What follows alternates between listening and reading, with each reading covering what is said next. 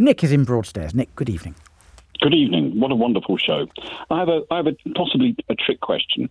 Is there any point me seeking to recover a personal loan from a friend when I think they don't have any money?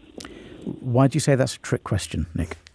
Well, because the second part of it is they are probably going to be wealthy in the not too distant future. They'll inherit a large amount of money, but right now, I'm quite sure there's nothing to recover by the courts, and I'm wondering whether there's a kind of a time-out option or a sort of pending option and so forth in this. Yeah. So you get 6 years from the date the money is due to bring a claim. Yeah, we're at about 5 now. Fine. So you need to issue a claim and get the judgment. And then once you've got the judgment, that resets the clock and you have a further 6 years to enforce it.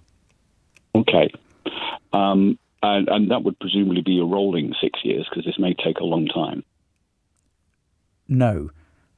Once you've got the judgment, is the loan called in so it's all due now or due 5 years ago? Well, it was a loan to a friend who I lent the money to, and they just haven't repaid it. There was no written terms other than acknowledgement of the loans having been made. Okay, but you demanded the money 5 years ago? No, I demanded the money 5 years ago verbally, and the complication is this person has largely disappeared. I found them, and I've written to them, letter before action, that kind of route. The 6 years, the initial 6 years declined. The initial 6 years starts running from the date of the first demand. And if that was 5 years ago, you need to get your claim in the next year.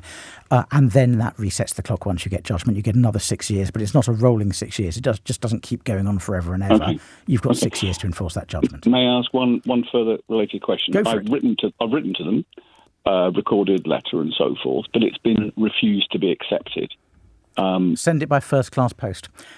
They might deny that they received it, but a letter is presumed to be received unless there's evidence it wasn't received. Even if it's been even a recorded note. Yes, they can refuse, but deemed first-class post is the best way to do it. The more ways you can show you tried to contact him, the better. So if you refuse to accept a letter, it's going to make a judge less likely to believe the first-class stamp didn't turn up on his doormat, because the judge will think he's trying to avoid service. If you have his email address or his phone number, send it by email and phone as well. Every method you can show you used to try to contact him is going to help. Wonderful. Thank you very much indeed for your help. Thank you, Nick.